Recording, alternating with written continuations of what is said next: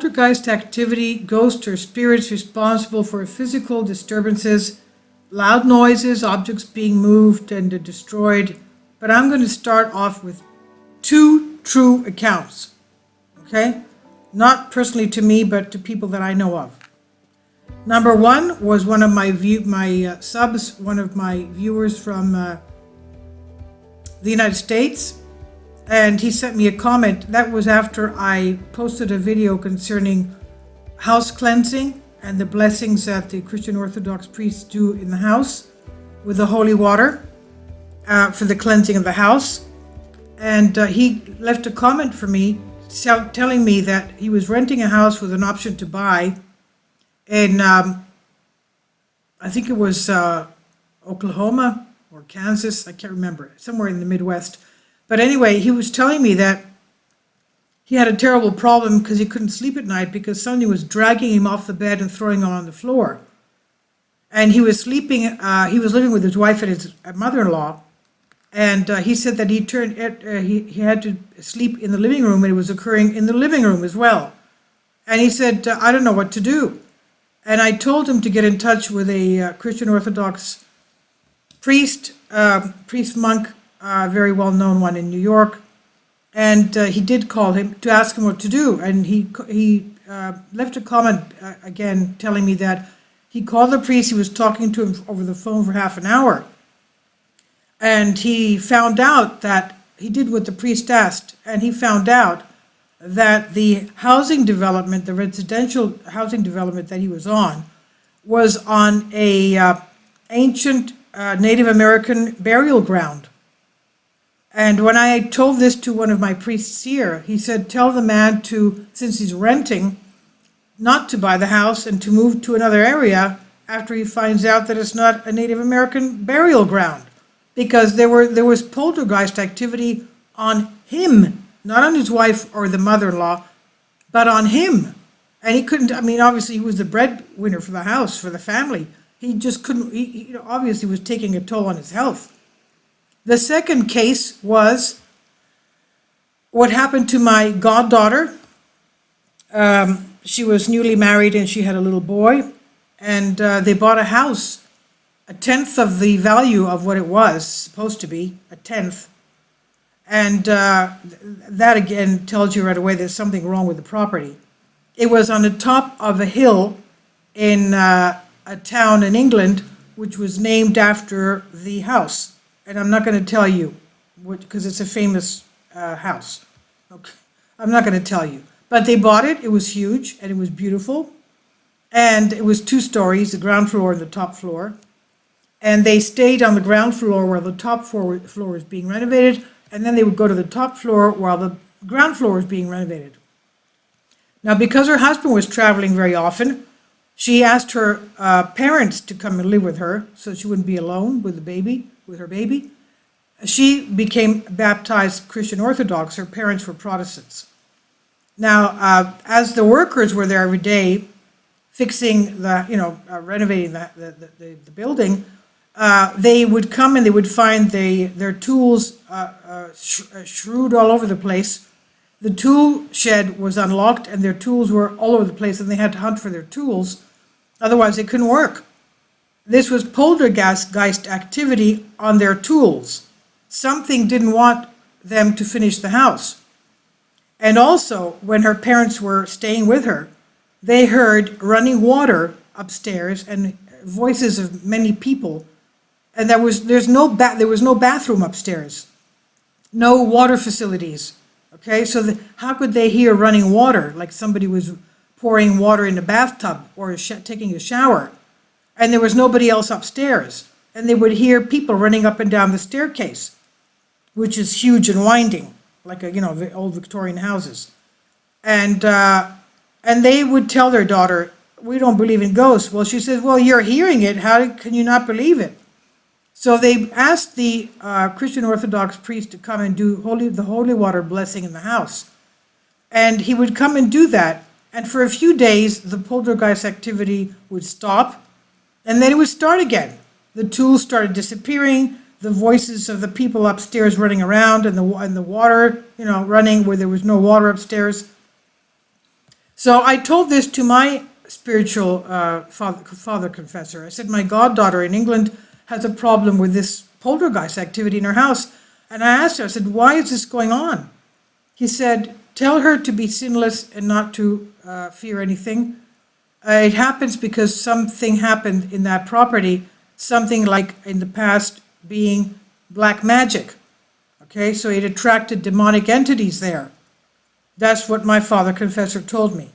Now, when this girl's priest came to Greece, I asked him, because he was a Christian Orthodox priest in outside of London. I won't tell you the church because I don't want you who are in the UK going to him and asking what's going on. Just believe me, okay? So I had to drive him around his house and then back to the airport. So he was with me in the car for an hour. We were talking about this. I said, what's going on? I said, I knew something was wrong because every time I was asking her how she was very curt and abrupt, and I felt that she was hiding something. She said she had all this poltergeist activity going on. I had to go every month for holy water blessing on the house.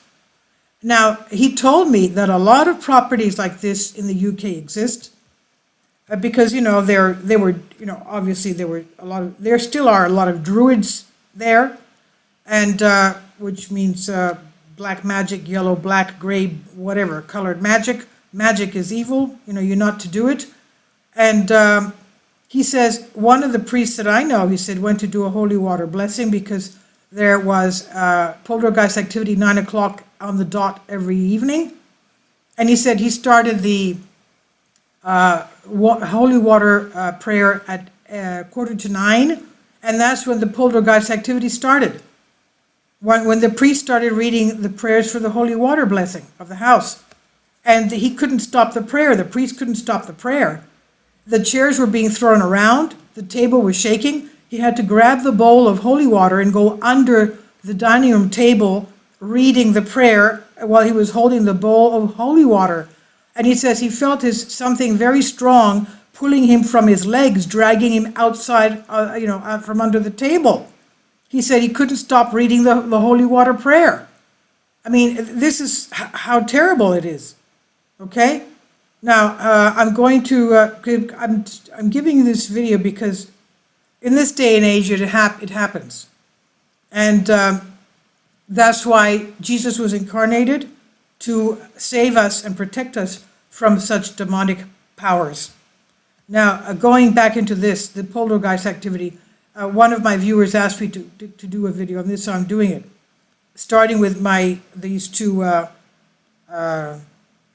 examples. One of my viewers of the Native American burial grounds, and I don't know, I assume that he left the house and because he was renting. I assume he's somewhere else now. And also the poltergeist activity in the house that was,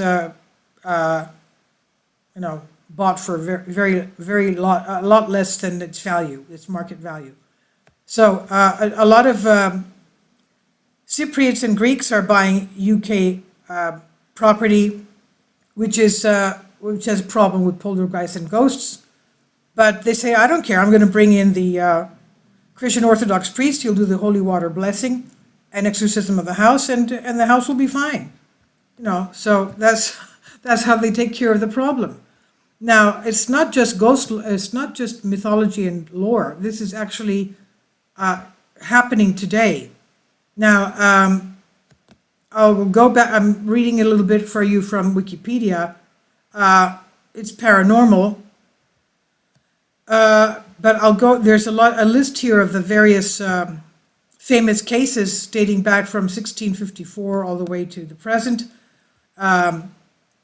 Hammond's haunting case, whatever that is, in 2014, known as the 200 Demon House, or the Demon House alleged haunting of demonic possession in Indiana, the United States. Now, historically,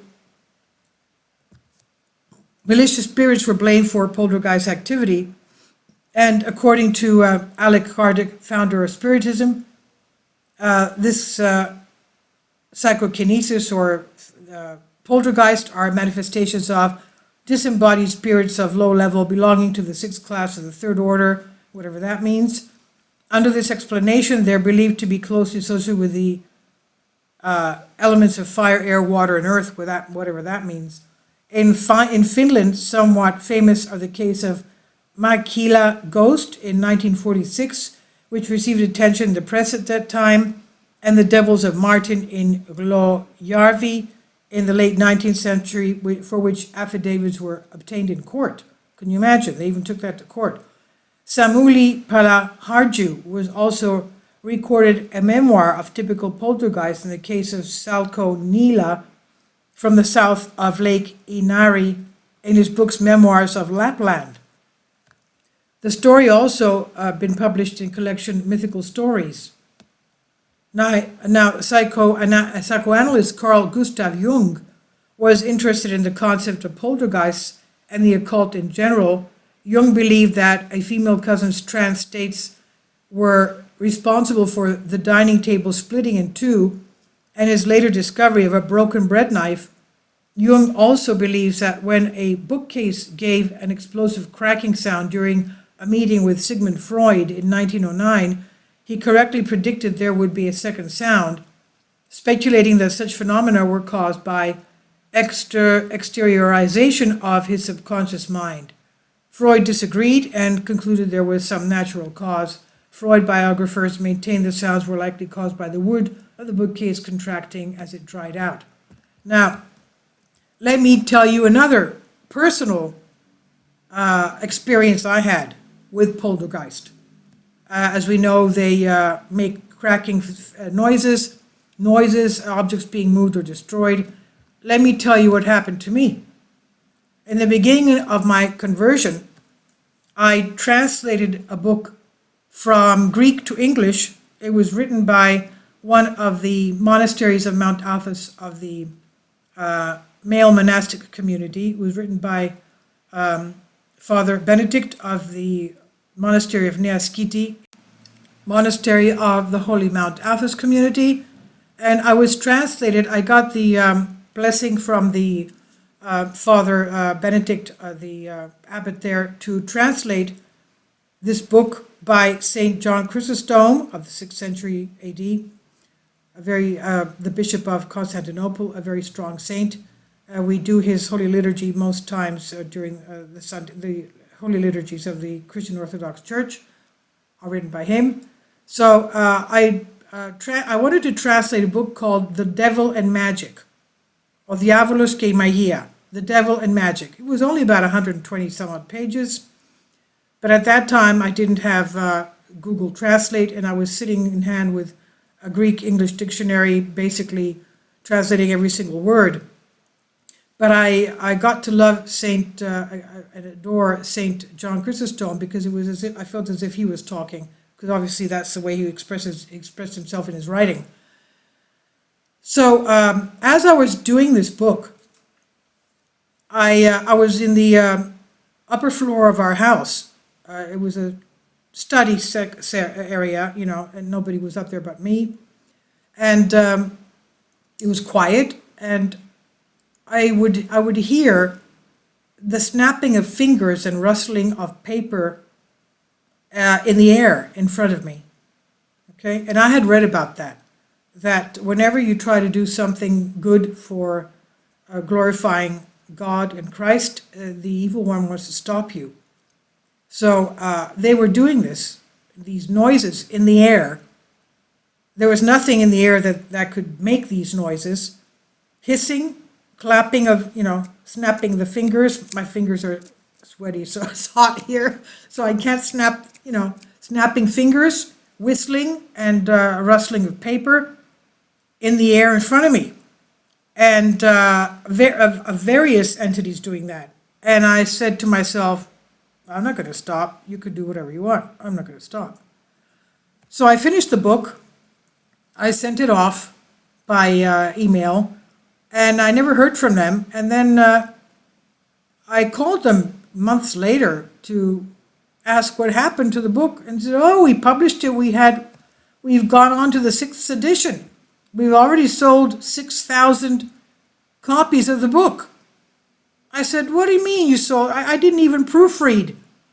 I didn't proofread the layout to make sure, and it did have a lot of typos and spelling mistakes, but that's okay. I mean, 6,000 copies were sold about the devil and magic and how the wiles of the devil we have to go against, how to fight the evil and the demonic energies.